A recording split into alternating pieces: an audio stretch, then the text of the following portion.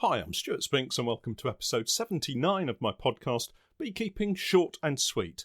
I've got lots happening this week: wasps robbing, starving bees, an emergency location system, and it's pizza night at the beekeeping group.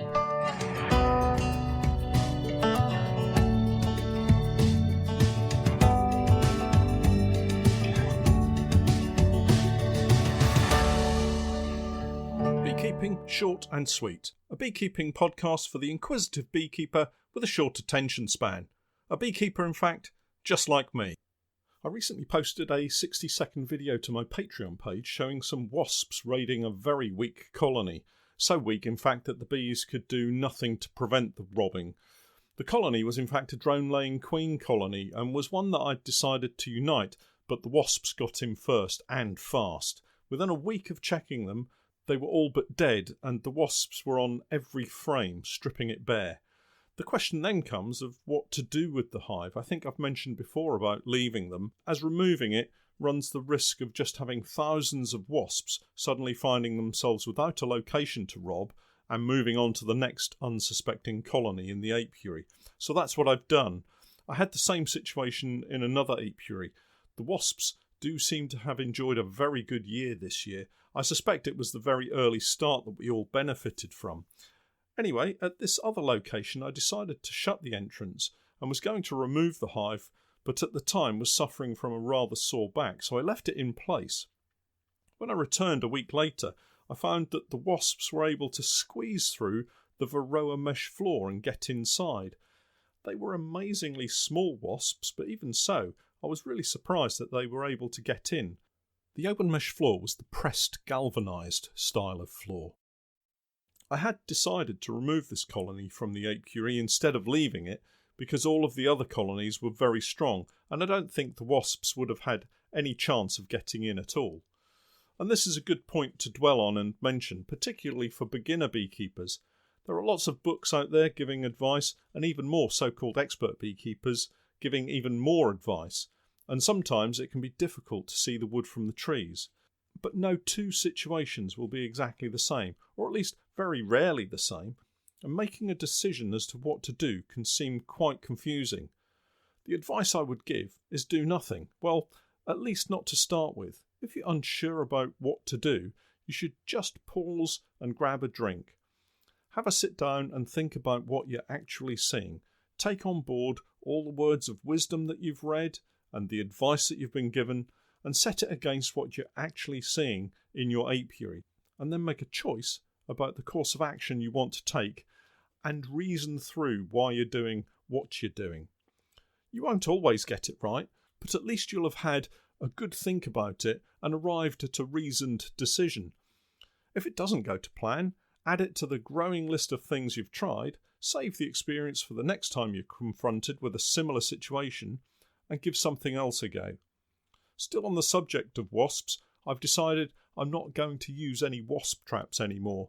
In fact, I don't think I'll use any traps of any sort. I'm thinking here also of the Asian hornet traps as well. I did put out a couple of wasp traps this year, but they seem to gather in a wide range of insects other than the targeted wasps.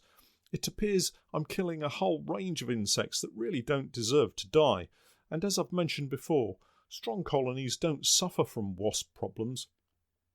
The reason for not using hornet traps is the same, and I'm not able to visit my apiaries on a daily basis to check them, so it makes the exercise pointless really. I think I have more chance of spotting an Asian hornet hawking in front of the hives than catching one in a trap. It's just my decision, but I would say that most beekeepers will probably do better concentrating on making their colonies stronger than setting out traps to catch the autumn wasp population, along with a myriad of other innocent bystanders. All of the colonies that needed treatments now have the apivar strips in them. I did notice that one of the BS Honey 2-in-1 nukes, which is set up with 2 3-frame nukes, had actually lost all open brood, and I could see no eggs in it at all.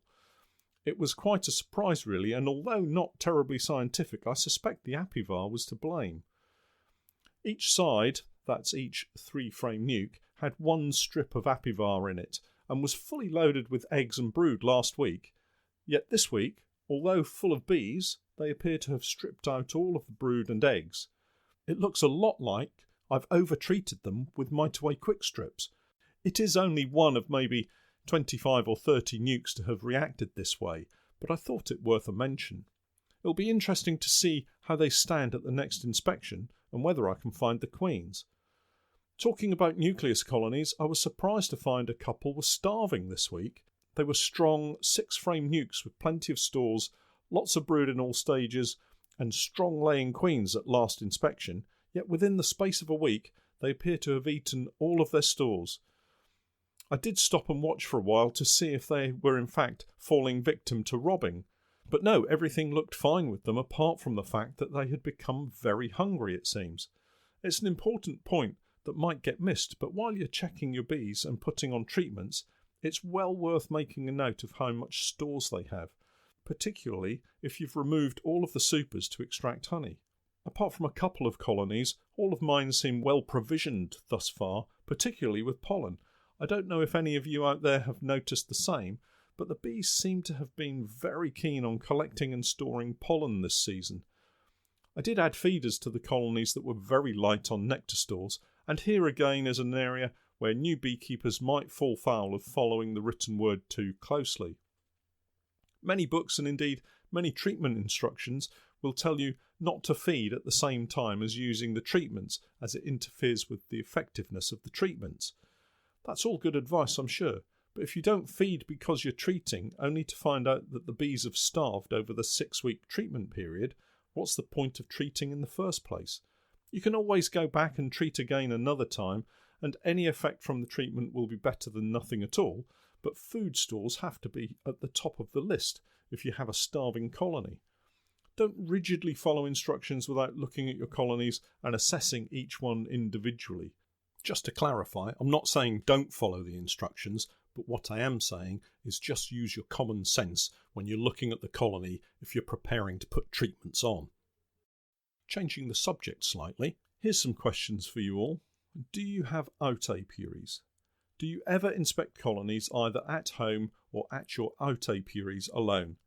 Have you ever wondered what might happen if something were to go horribly wrong while you're inspecting, either at home or in the middle of the countryside?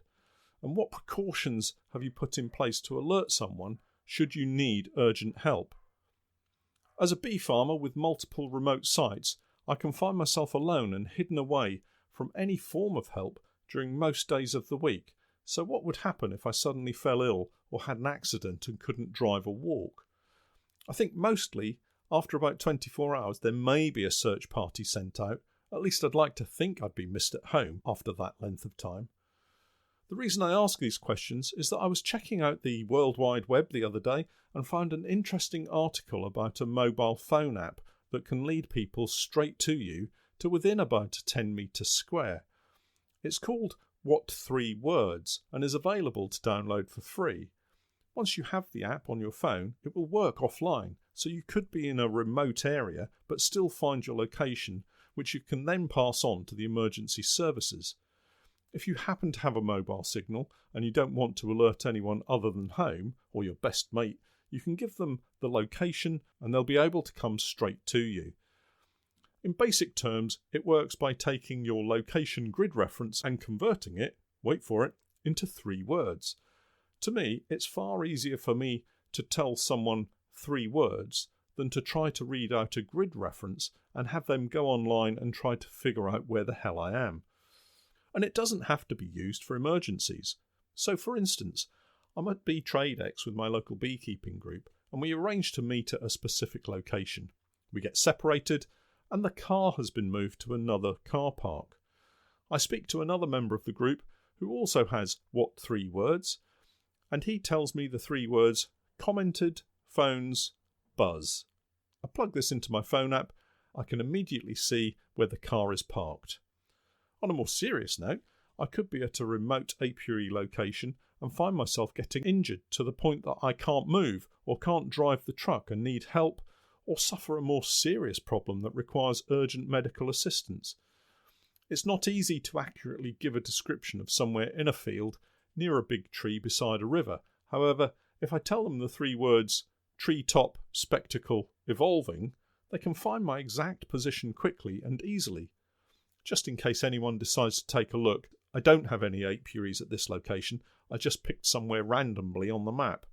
The first person to send me the location via a direct message earns a mention in next week's podcast, though. I have read a few criticisms online about the system, and I'm sure there will always be people who will look far more deeply into these things than me. But for a simple, quick solution to an immediate challenge, for me, it works.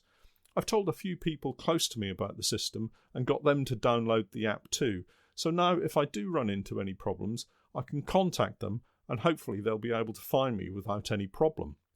I'll leave a link in the show notes so you can take a look yourselves and decide on its merits for you personally. And just in case anyone is wondering, no, I'm not sponsored or funded in any way by the company that has What3Words.